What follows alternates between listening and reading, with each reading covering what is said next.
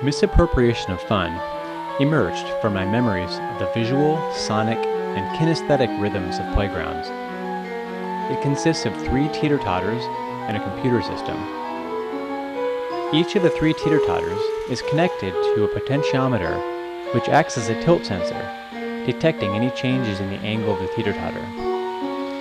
This sensor information is translated by the computer system into a number and then into a musical note.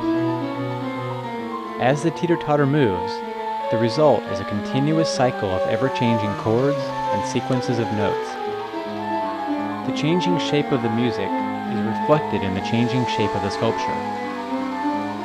To add additional musical tension and variety, the numbers from the 3 tilt sensors are combined in the software to adjust to the tempo and rhythmic timing of the notes.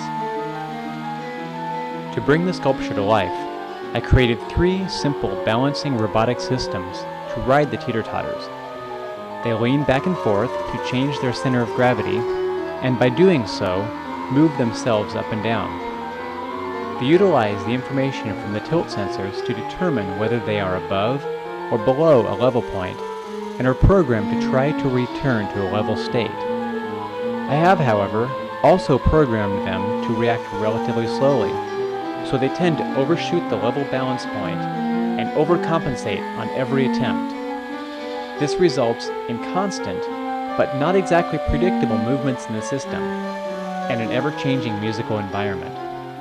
The musical nature of this sculpture can be further manipulated by changing the sounds in the computer or by physically interacting with the sculpture.